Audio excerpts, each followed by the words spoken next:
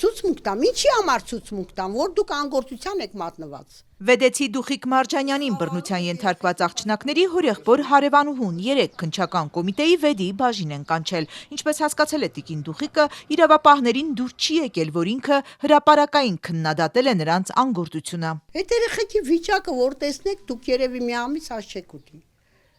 Այդ երեխեքը իմ աչքի առաջ են մեծացել, ինձ հարազատ մարդ է, բայց ես չպայքարեմ, չխոսեմ, արդարություն եմ պահանջում, գնամ դիմեմ Թրամփին, 3 ամիս այդ գործը բանը դպրոցը մցրել է դատարան, ինչի այդ հարցի լուծում չեք գտնում։ Վեդեցի կինը փորձել է քննիչներին բացատրել, թե ինչ վատ բան է մանկապղծությունը, ինչ վիճակում են երեխաները, ու որ այդ ամենը կարող էր չլինել, եթե նրանք անեին իրենց գործը։ Ասեցի, այդ երեխեքը անօգնական երեխա են, ես ընտանիքի հետ կապ ունեմ, ես այդ երեխեքին ամեն ինչով սնունդով հագուստով օգնել եմ, ես ստրեսի մեջ եմ այդ երեխեքի վիճակից։ Ինչեք ցուցմունք տվել, ես էլ ասի, ինչ ցուցմունք տամ։ Ինչի ասի, ես հրաժարվում եմ ցուցմունք տալուց։ Այդ ցուցմունքը եթե տամ, հեսա վաղը հակառակ ձևով կբարթեք ին վրա ու այդ երեխեքի վրա։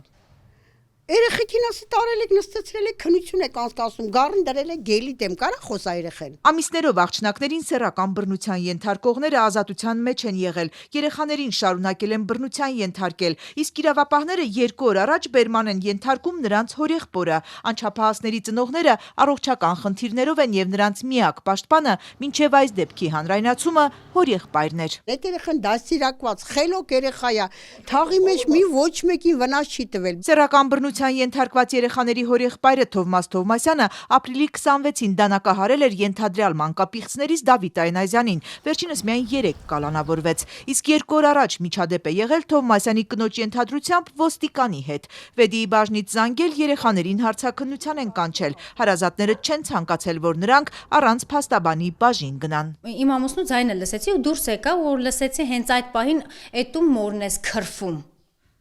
Ձեր ամուսին։ Հա, մի պահ լռություն ելավ, դե այնտեղ արդեն ով որ զանգել էր իրան, ինչ որ բան ասեց, բնական է, ամուսինս էլ ասեց, դե ուրեմն տեղը տասա կամ։ Կինը լսել է, որ հետո քաշքշուկ է եղել, թե ով է ում խփել, չգիտի, խոսակցությունից միայն այն է հասկացել, որ ամուսնուն զանգահարած ոստիկանը հայհոյել է։ Եթե իրենց գործով զբաղվեին ժամանակին եւ ճիշտ, այս ամեն ինչը չէր լինի ուղղակի։ Թովմաս Թովմասյանն այժմ ձերբակալված է ոստիկանին հարվածելու կասկածանքով։ Նրա խափանման միջոցի հարցը քննվելու է այսօր Մասիսի դատարանում։ Փաստաբան Ռուբեն Մելիքյանը մի ուշագրավ դրվագ է ներկայացնում։ Գնում է այս մարդկանց տեսնում է եւ տեսնում է կողքները կանգնած արտահայտությունը, եկեք հասկանանք, որ ֆիզիկական առումով, այնպես չի որ մեկ խումբ դիտենք, բայց ընկալման տեսանկյունից նայեք, ֆիզիկապես 1 մետրի վրա, 2 մետրի վրա այդ ոստիկանի հետ, որ հարցեր կային։ Տեսնում է ում կանգնած, օրինակ ձեր պատկերացմամբ ում կանգնած։ Այդ 2 ստահակներից մեկին։ Պատկերացնում եք ինչ աշճանա մարդու արյունը խփելու գլխին։ 2 աշակերտուհիներին բռնության ենթարկած ենթադրյալ մանկապիղծները 65-ամյա Դավիթ Այնազյանն ու 58-ամյա Արթուր Երեմյանը 3 կալանավորվեցին։ Արարատի մարզի ու Վեդու ոստիկանության ու քննչական մարմինների ղեկավարները ազատվեցին աշխատանքից։ Արարատի դատախազն ինքը դիմում գրեց։ Վեդիում սակայն անդորր չի հաստատվում։ Եթե այս մարդիկ գործից ազատվել են աշխատանքում թերացման պատճառով ու իրենց անգործության հետևանքով երեխաներին շարունակել են բռնության ենթարկել, ինչու են պաշտոնյաները հեռացվում անպատիժ։ Հարց է նաև 3-րդ տղամարդու ներգրավվածության կասկածը։ Նա ազատության մեջ է, բայց հենց նրա ձայնն են լսել ուսուցիչները 15-ամյա աշակերտին ուղարկած հաղորդագրություններում։ Պատմում է Վեդու հիմնական դպրոցի տնօրեն Ալվարդ Պապոյանը։ Այդ ձայնագրությունները տեսանք,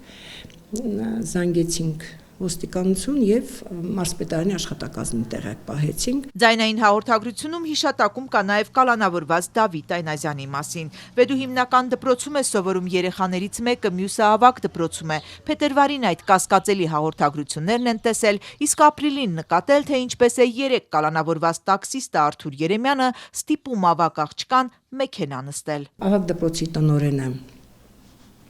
զրուցել է հետը, սկզբում ասես դպրոցում է անհոգ եղեք, բայց հետո զրուցել է հետը եւ շատ ահաբեկված կարելի ասել եկավ այստեղ եւ ասաց, որ շատ վատ բաներ են եղել։ Շատ վատ բաների մասին ահազանգերը դպրոցից հասցրել են ոստիկաններին, նաև երեխաների ծնողներին։ Տնօրեն Ալվարդ Պապոյանի մտահոգությունը երեխաներն էին ու հիմա էլ երեխաներն են։ Նրանք ավելի քան 1 շաբաթ է դպրոց չեն գալիս։ Շատ ընկճված էր, լարված էր եւ տատիկը ասաց, որ 2 օր է հաց չի կերել, պատրաստվում են դեղեր օգտագործել եւ այլն, վիտամիններ, որպեսզի սննդի պակասը լրացնեն։ Համենայն դեպս մենք կարողացանք իրեն համոզել, այդ օրը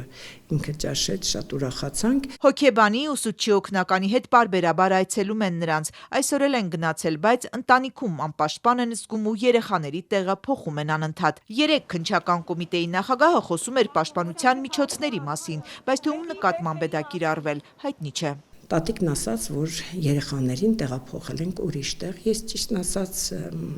նեղվեցի շատ, ասացի, որ չի կարելի այդպես, երեխաները պետք է դպրոց գան, առավել եւս, որ մենք խոստացել ենք, որ բարոյահոգեբանական կողմը դպրոցում կապահովենք։ Եվ իսկապես բոլորը ջերմ շատ այդպես վարվել են, այդպես եղել են իրենց հետ եւ կրկնակի ուշադրությամբ էլ պետք է շարունակվի։ Արարատի մարզպետարանի հետ քննարկում ենք, պատրաստ ենք հեռավար կրթություն ապահովել, ասում է Ալվարդ Պապոյանը, բայց այն կարծիքին է, որ լավ կլինի երեխաները դպրոց գան, կտրվեն ճնշող միջավայրից։ Խոստանում են փոխել նրանց տրամադրությունը շատ ջերմությամբ։